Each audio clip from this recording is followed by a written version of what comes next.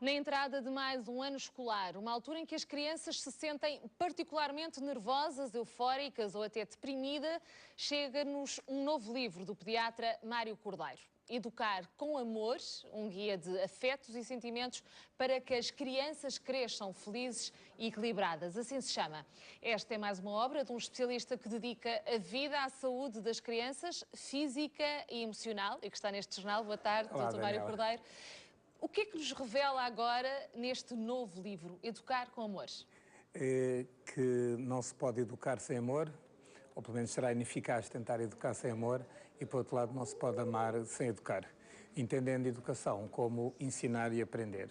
Mas isso muitas vezes para os pais parece um pouco confuso, não é? Porque acham, eu vou educar, logo eu sou um papão, sou um monstro que não estou a expressar amor e afeto, e vice-versa. Se quer amar o meu filho, ele deve fazer o que quer, não é? Tem de haver limites, regras. Eu não gosto da palavra disciplina, porque aí não sei porquê já me faz lembrar um bocado algo de militar, de exagerado, mas regras e limites, e sobretudo uma coisa, respeito. E eu creio que a educação é duas coisas fundamentais. Uma é respeito e tudo o que isso implica de pessoas, de umas pessoas versus as outras, quer como pessoas, quer como cidadãos. Mesmo crianças mesmo muito crianças. pequeninas, sempre. E a segunda coisa, que é o aprender a estar. Aprender, no fundo, a ler o ambiente humano, a ler o ambiente físico até, e comportar-se conforme esse ambiente mais ou menos permite, que é o que nos acontece na idade adulta, que nós sabemos que tipo de conversas, que tipo de gargalhadas, que tipo até de ação física, se corremos, não corremos, conforme o local onde estamos. Eu penso que isso também faz parte. parte. É preciso e é necessário ensinar as crianças a lidar com os seus próprios sentimentos. É necessário que as pessoas no geral e as crianças em particular, porque quando falo de crianças é porque creio que é muito, muito importante as crianças como atuais pessoas, mas também como futuros cidadãos. Acho fundamental que as crianças aprendam a expressar os sentimentos. Quando digo expressar os sentimentos, não é apenas expressar os sentimentos, por exemplo, em termos imediatos, em termos do que o outro exige, e acho que há uma coisa que é uma reserva de intimidade necessária. A pessoa não tem que contar tudo a toda a gente, e tudo, até a pessoas íntimas como os pais, mas deve ter a hipótese de expressar esses sentimentos. Agora, como é que os expressa? Isso aí é que já conta, ou seja, se realmente os expressa com violência, com alguma forma que agride os outros, isso já não é bom. E depende das idades também das crianças, a questão de comunicar. Às vezes há aquela mania e tendência dos pais de falar com as crianças como a criança pequenina, como se fosse um bebê, e utilizar aquela linguagem, o popó, a xixa em vez de carne, o popó em vez de carro. Isso é correto? Não, ou seja, há 3 ou 4 palavras que já é hábito numa população, sei lá, chamar teté à fralda ou à chupeta, no fundo isso já não é um falar a bebê, já é como se fosse um sinónimo. Outra coisa também é os códigos familiares, que existem, todos os diminutivos com que se tratam as crianças, mas no geral eu creio que é importante não só para desenvolver a língua portuguesa e a criança aprender a falar como deve ser, mas também para que perceba que há realmente uma relação diferente e cresça. Eu acho indispensável, de facto, que se fale normalmente com as crianças e numa linguagem, sem ser demasiado elaborada e também com muitos adjetivos, mas pelo menos uma linguagem acessível, mas em bom português, e mostrando claramente que o adulto é adulto e a criança é criança. Agora, isso não impede nada que o adulto ama a criança e vice-versa. Aquela história de o teu filho está tão mimado. Existe um mimo a mais? Não. Porque essa é outra questão. Aí será... A questão do mimar a mais, essas dúvidas todas dos pais. Aí será mais, o teu filho pode estar a ficar uma pessoa mal formada ou deformada. Mas isso não pode levar mimo. ao excesso de mimo, não? Não é pelo mimo, porque o mimo e o amor são coisas oblativas, ou seja, não cobram, dá-se. Dá-se espontaneamente. Ama-se apenas porque sim, ponto. Ou seja, a pessoa não precisa do outro e por isso o ama. Porque quando há alguma coisa, algum jogo, quando há algum interesse, se precisa do outro, em termos financeiros, intelectuais, para a companhia, seja o que for, em qualquer relação, aí já há ali uma inquinação. Agora, também o amor não é incondicional. Às vezes a pessoa diz, amo-te incondicionalmente. Isso é legitimar violência doméstica, não é? Ora, há uma condição, que é o respeito. Mas mimo é a mesma coisa. Dar mimo é uma coisa espontânea, é chegar ao pé de um filho e dar-lhe um beijo, dar-lhe um colo, ou vice-versa. Porque às vezes nós vemos o mimo, muito nós pais, em relação aos filhos. E os filhos também gostam. Eu tenho essa experiência, felizmente, e é coisa Tem que... 5 filhos, não é? 5 filhos, e é coisa que ninguém me há de tirar, porque está cá.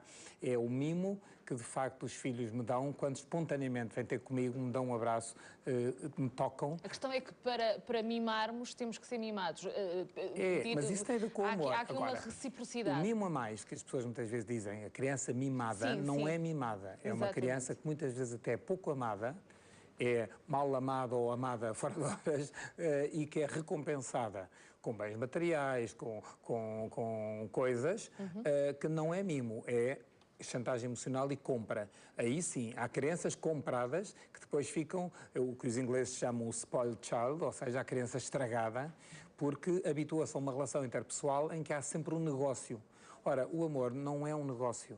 E, portanto, uma pessoa, quando ama um filho, quando quer educar, não pode estar a fazer negócio. Pode haver, evidentemente, como em qualquer situação laboral até, pode haver prémios e deve haver castigos quando as coisas são feitas mal e deliberadamente mal. Mas não é um negócio. Se fizeres isto, já sabes que levas aquilo. Não me parece correto. E neste início escolar, de facto, há alguns nervosismos, algumas tensões, há alguma atitude especial que os pais devam ter agora? Porque são sempre fases que implicam mudanças e alterações de rotina na vida das crianças. Eu creio que este desacelerar de 3 meses de férias para entrar, desacelerar ou acelerar, não sei muito bem, para entrar num ritmo de aulas, há aqui realmente uma transição. Até agravada, infelizmente, pelos manuais que se esgotaram e não chegam, pelos professores que não estão colocados e as crianças ficam a olhar para o ar ou são integradas numa turma onde já estão 30, ainda vão mais 30 ou mais 15, o não poder programar atividades, as extracurriculares e outras coisas, e às porque não se vezes sabe até pela do horário. relação que estabelece com os colegas e a questão do bullying, Exatamente. que infelizmente... Há realmente uma série de fatores da própria criança, sobretudo em mudanças de ciclo. Eu acho que isso é muito evidente no primeiro ano, depois no quinto, no sétimo, depois já no nono já é um bocado diferente, porque já é enfim, já estamos a falar de adolescentes, mas nestes primeiros, sobretudo o quinto, talvez o primeiro e o quinto sejam os anos mais críticos. O primeiro, há um deslumbramento, entrada no primeiro ano, geralmente, embora haja uma grande diferença de género entre rapazes e raparigas, no geral, mas o primeiro ano é assim um bocadinho, entra-se um bocadinho a medo, a ver o que é que vai acontecer. No Natal já se sabe alguma coisa, no Carnaval já se é o rei disto tudo, já se domina. E aí os pais têm que até fazer um bocadinho de contenção. No quinto, há de repente uma mudança muito grande, que é a autonomia, é o ter cartão que se passa e dá para sair, e muitas vezes essa autonomia não é acompanhada da respectiva responsabilidade, ou seja, a liberdade é exercida assim em grande estilo e muitas vezes há realmente alguns comportamentos um bocado exorbitados e aí professores e pais têm realmente que conter e pôr as crianças na ordem. Que tipo de comportamento é que pode levantar suspeitas? Eu estava a falar na questão do bullying ou outros, quando as crianças começam a não querer ir à escola ou que, imagino, que têm vómitos, que têm reações nervosas antes de entrar na escola. Eu creio que os pais têm que estar atentos porque há uma certa confusão, às vezes vejo nas reuniões de pais, muitas queixas sobre coisas. O meu filho diz que, e com razão, e sequer é certo, mas coisas que são completamente secundárias, como na cantina o peixe tem espinhas, o puré de batata tem grumos, o arroz vem empapado e a maçã é bichada. Isso aí, eu acho que é em todas as escolas públicas e privadas. Haja uma criança um dia que aplauda o refeitório e essa que se calhar está doente. Não tenho um exemplo desses em casa. Mas portanto... geralmente, realmente... Pronto, acho que vezes, nunca nenhum pai ouviu dizer que a comida da cantina era boa. Pelo menos boa no sentido de paladar. É boa no sentido de composição, mas realmente é normal que não seja propriamente ali um restaurante de luxo. Mas confundir isso com ou não obedecer à aula, não sei o que mais, isso com certeza. Nós também muitas vezes não nos apetece ir trabalhar. Mas começam a ter muitas dores de barriga para os pais os irem buscar à escola. Ter dor de cabeça e mais tristeza, sinais de tristeza que entra já na depressão, não querer comer, desinteresse por estudo, tanto faz como fez, vai trabalhar, vai estudar, está bem, não vai estudar, está bem, quer lá saber, olhar para o livro horas, estar aliado, mas não é olhar, querer se despachar para ir ver televisão ou outra coisa assim, é estar absorto, como quem diz, desisto. Refugiar-se num mundo, Isso é não é grave. próprio. Isso é grave. Ou começar a aproximar-se de grupos e de comportamentos que aquela criança sabe que não são corretos, porque, enfim, aprendeu a ética com os pais, mas que de repente, como o mundo dela se está a desconstruir e parece não lhe oferecer alternativa, então de repente é atraído completamente pelo oposto, pelo que na Guerra das Estrelas chamava o Dark Side of the Force. E de repente começar uma criança que até aí tinha sido calma e tudo bem, de repente, enfim, começa comportamentos Portanto, até sempre violentos. necessário Aliás, estar isso explica, alerta. ainda há bocadinho se falou nisso, isso explica, por exemplo, não só, mas porque é que alguns jovens de repente são atraídos por coisas como o jihadismo e outras coisas assim, não estou a comparar o que se passa nas escolas, mas essa atração pelo abismo tem de ser detectada pelos pais e muitas vezes é preciso intervenção. Portanto, é preciso fazer uma leitura dos sinais. Doutor Mário Cordeiro, obrigada. Nada, Educar eu que com agradeço. Amor é o novo livro Acho que sim. neste início de escola. E deixe-me dizer uma coisa, nas situações limite, nomeadamente em campos de concentração, naqueles prisioneiros que têm sido executados e coisas assim, é sabido cientificamente que saber que se foi amado e saber que alguém, algures no planeta, nos ama, é o maior fator protetor para aguentar as situações mais terríveis como estas que nós assistimos agora e que assistimos na Europa há 60 anos e há 100 anos. Obrigada pela sua experiência. Nada, obrigado eu.